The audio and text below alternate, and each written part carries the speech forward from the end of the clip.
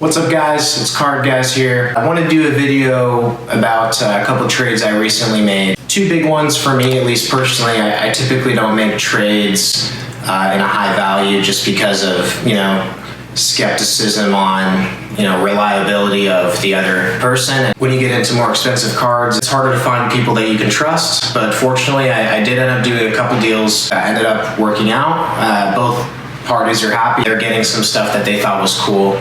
So I'll just get right into it. So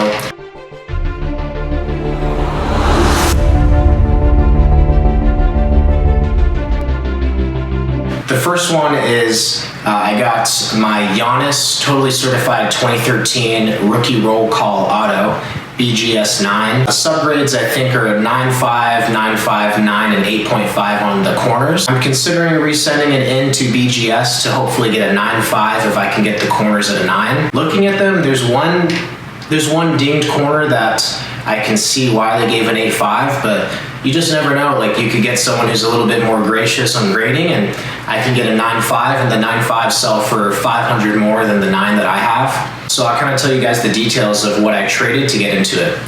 So for the Giannis trade, I traded a 2019 Kawhi. I'm a fun guy. Mosaic Gold out of 25 auto. It's a first-year Clippers auto for him. It's not very significant just because it's on a rookie card, but it is a 25 gold mosaic. It's a really sweet-looking card. It's a PSA 9 that I actually traded into at Burbank Sports Cards. Awesome shop, by the way. The guys there are amazing. The card father was really fun to deal with. I was pretty fortunate that I actually got him to be the one that I worked the trade on.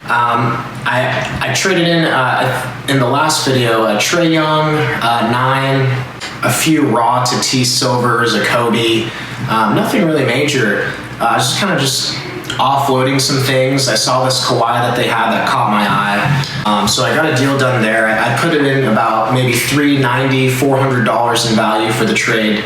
I think the card is valued maybe at about $450, $500, so it's a fair trade on both sides. I got rid of some harder to sell cards that are, have good value, but they're not spot and sold every day, so they're not very liquid. So I did that, and I had a KD 2007 Topps Variation rookie card, PSA 9. Really cool card. I picked it up actually on bid for $380. They're selling between $400. I see it as high as $445, I believe. I mean, all in all, I'm in on this Giannis card for $770. Giannis 9 is valued at about $1,000. So I did that plus $100 cash. So I'm at what, $870 for a $1,000 card. So for me, it's a great deal. For him, he gets a great KD rookie that I think will definitely go up during playoff time. I think at this point, the Nets are pretty much locked for being a finals team. I'm not sure about championship-wise.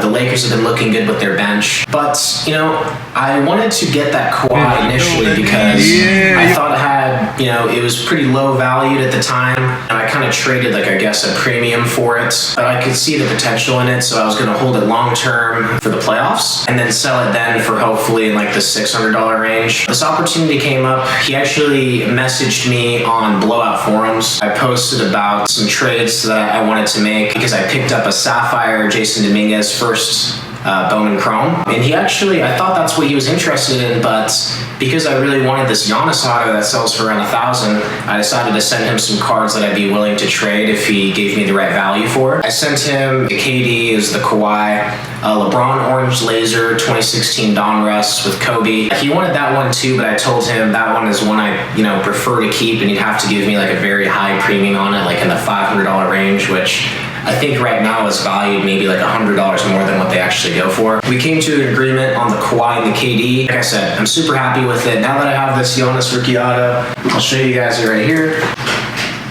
Yeah, so 9 rookie roll call auto, 10 auto. Like I said, I might send this back in because this back right corner is, I think, what got dinged the most on the grading. I think maybe I'd get a 9.5, optimistically, but I might just hold on to it. And, to kind of talk about what I'll do with it, when I first saw this card, he sent it to me, I actually thought it was maybe a scam. I didn't really know. I mean, this guy on Blow, I had no feedback on iTrader. He didn't have an eBay link, a ComC link, nothing. I asked him for, an Instagram. He gave me the Instagram and he had 22,000 followers. I was like, this could just be bots. He could be doing this to people I don't really know. So I was like, okay, can I have your Twitter? So he sent me his Twitter, the same handle, and it was actually verified. So I took it a little bit more seriously, and I was thinking, okay, like maybe this is actually a trade that could go through, and I think that I could make it work because I think this is a card that has good value. But now that I have it, like I said, I'm super happy. My initial reaction to seeing the card was this would be a great long-term hold.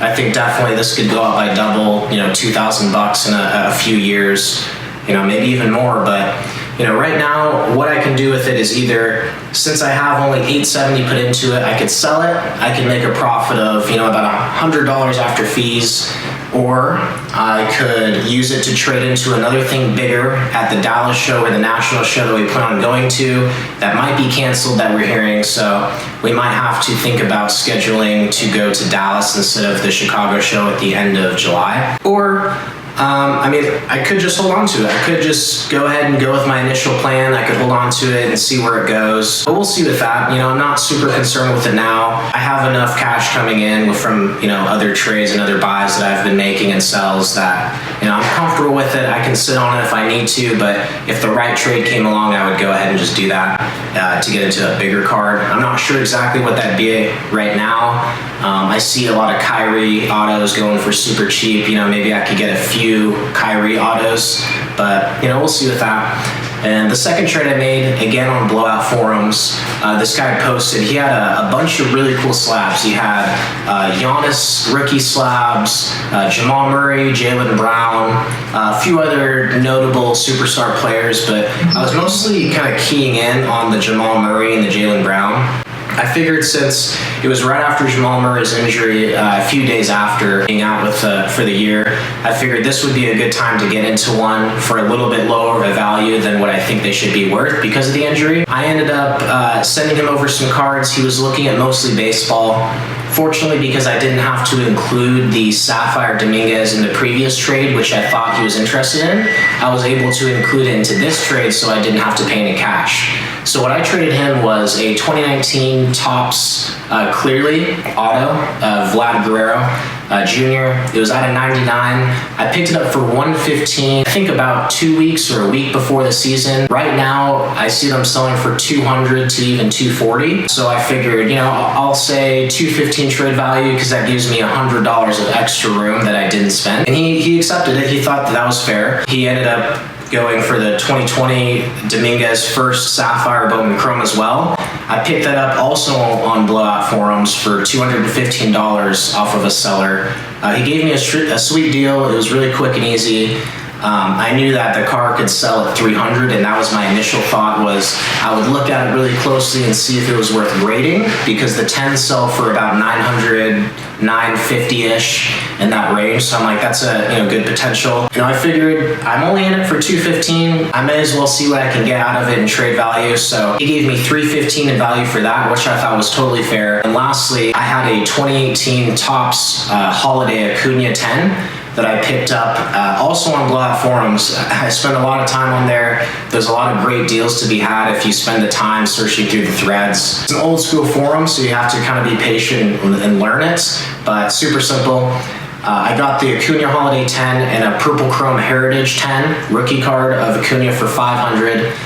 It was a good deal on that too, because that was a little bit before he popped off, or a little bit right after his first, I think, 2 or 3 good games. For $500 right now, Heritage Chrome Purple 10s are selling for around $450, and I've even seen them sell for nearly $500. So it's almost like I got the holiday for free.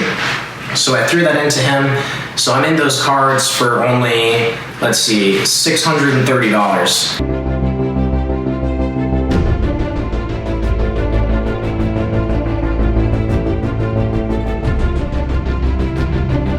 What I had my eye on was he had a 2016 Jamal Murray Select rookie card out of $299 auto, PSA 9. I believe that one was a pop 34, so lately I've been looking at the appeal of lower pop cards. The thing you have to be careful about is When there's lower pop cards and there's, more rare cards, although their value is high, the comps are a little bit more few and far in between, so it's a little bit harder to sell for the value you think it could sell at because there's not a lot of comps, so people aren't so confident always in the prices that you're posting for. Gave me that for $275 trade value, which I thought was fair. The raws are selling pretty consistently for $200, and considering the pop was so low, a PSA 9, it made sense to me that it's $75 more. And the other card, which is actually even a bigger card than that, is 2016 Jaylen Brown Mosaic Rookie Card Auto. This is also a 9. I believe this was a pop 31, so a little bit lower than the Murray. The cool thing about Jaylen Brown is I think he's gonna be a superstar. He has great potential,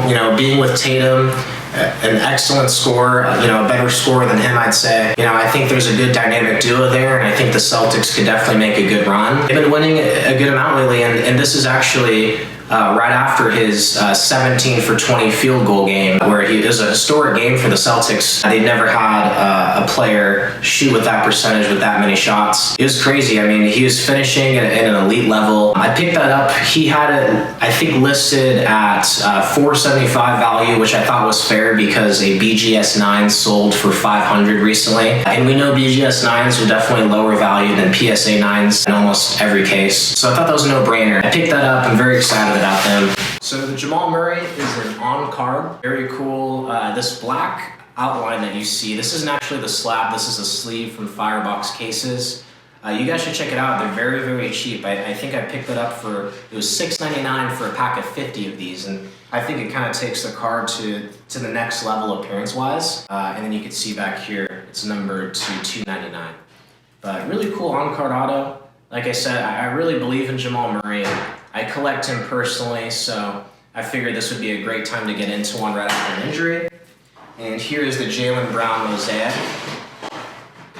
Great looking card. I mean, I think this is a sweet card. I mean, I think I like these two cards more than the Giannis trade, and they're not valued nearly as much. But the cool thing too about Jaylen Brown is, the low pop also comes with the fact that when he was a rookie, he wasn't very sought after. He wasn't a guy that people were collecting and betting on to be a great player.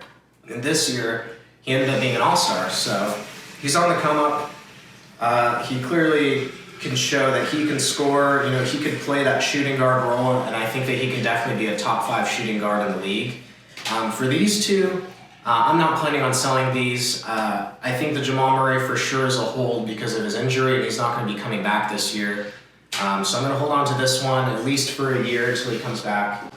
For the Jaylen Brown, I was thinking about long-term hold because I do think he'll be a great player. I mean, he's proven that this year he is a great player. I mean, he's played out of his mind, and I just think these Mosaic cards are a little bit undervalued. There's not many of them, like I said, that he wasn't a sought after, in the draft class. There's not many of these, so I might sell this in maybe the first or second round of the playoffs after he goes off. It kind of depends, I guess. I'm fine with holding both of these if I need to, all 3 of the cards, the Giannis included. But if the right opportunity came, I would go ahead and make a move. The cool thing about these two is because they're they're such low pop is that, like I said, that the comps are kind of hard to look at, and selling them is a little bit harder. But, these are good trade bait cards, and I could, trade a couple of these or 1 or 2 of them into a different card that I think will be even bigger.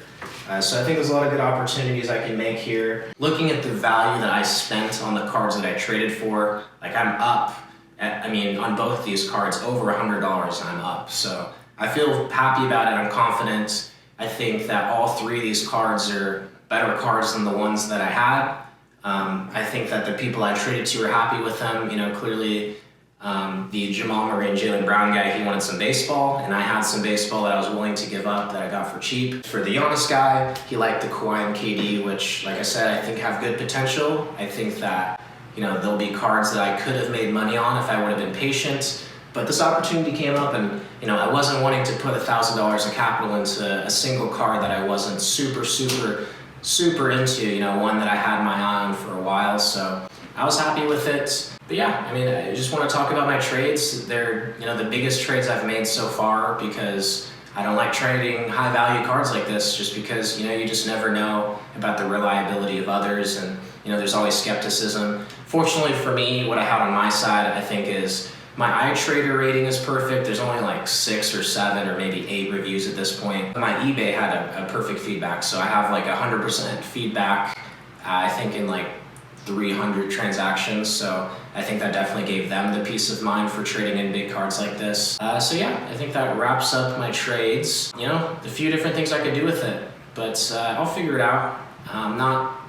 Not too gung-ho on selling or trading them right now. I think I'm just gonna hold them.